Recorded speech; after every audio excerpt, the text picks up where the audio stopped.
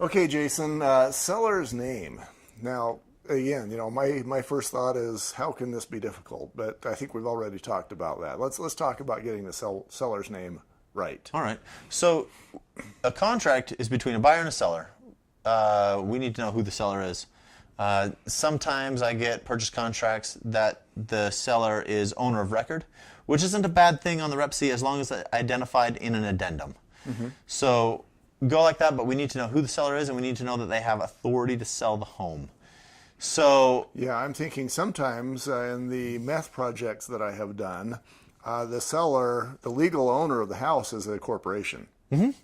yeah, And then you'll have somebody that is authorized to sign on behalf. right. But I guess in that case, the seller's name needs to be the corporation. Right, exactly. That's who the seller is.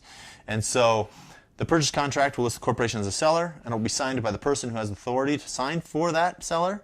And then the title company and lender will require a document that shows that he has authority, articles of incorporation, or the like, power of attorney, something shows this guy has legal authority to sign for this. And this is something that the seller's agent should know.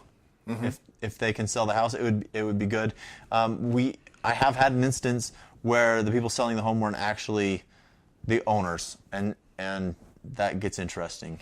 Oh yeah, because what if grandma just went into a rest home and she and the kids are selling the house, but they might not have legal authority to do it? Right. So if it's owned in a trust, you need the trust papers, things like that. So just make sure that you have the seller listed. If you want to start with owner of record and do some digging to find out who it is, that works. But just make sure that you have the seller on it and the person signing the purchase contract has authority to sign for it. All right, and the next subject is earnest money? It is actually Bearwood, FHA and Bearwood. Bearwood. One thing to watch for, FHA loans don't allow for Bearwood. Bearwood is Bearwood, so if it's stained, that's not bare. But if you have wood outside that's bare, it needs to be protected. The other thing just to watch for is cracking and peeling paint.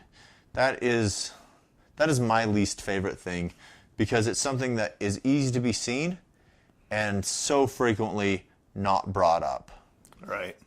Yeah, I'm thinking of some of the inspections I do where maybe they added on the garage and they didn't get to finishing the frame around the back of the garage.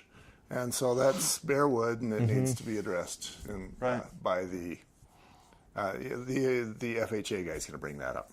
Yeah, the appraiser. The appraiser can list that as an appraiser required repair. Okay.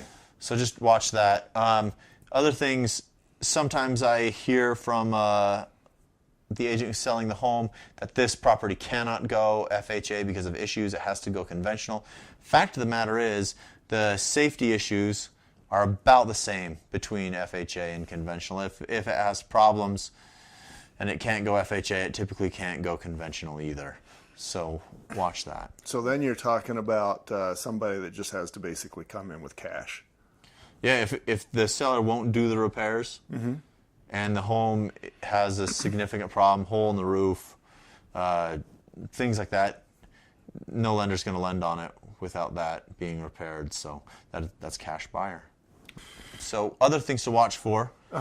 The appraiser needs to make sure that the home is functional. The appraiser's job is to make sure that if the investor forecloses on the home, that they can sell it and not eat their shorts. Right. So he's going to make sure that the utilities work. So just when the appraisal is happening, make sure the gas is on, make sure the water's on, make sure you can go through and check that everything works. Yeah, that makes sense. And that's one of the things that I will actually grumble about as I'm doing my home inspections. If I show up and there's no water, there's no gas, I will start telling my buyers that somebody sucks.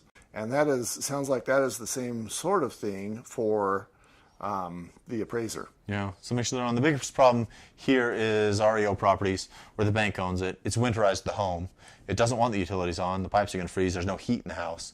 So make sure, they will turn it on for a window. So make sure your home inspection and appraisal is done on the same day. Make sure everything works, and then they can shut it back off.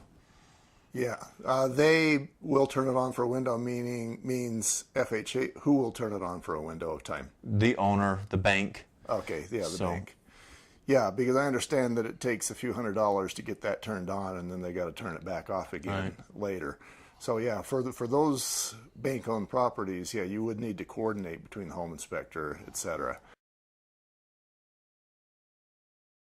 Make sure you give your earnest money to a title company, to a neutral third party to protect it. Legally, you can get it back, but you may spend more in court fees getting it back than the earnest money was. So the lender's going to need to know that the earnest money was given. You're going to have to show a copy of, like, typically the earnest money check, and then proof that it came out of the borrower's account. And sometimes that check is just taken and then held on to, put in a desk somewhere, and that's not okay. Not okay. Needs to be deposited in an account somewhere. Needs to be received. How much trouble does the realtor get into when he just puts the check in a desk somewhere? It's a violation of real estate law. He needs It can go in the, sometimes the real estate brokerage has a trust account that it'll go into, and sometimes you'll put it with title. But it needs to go one of the two places. Okay.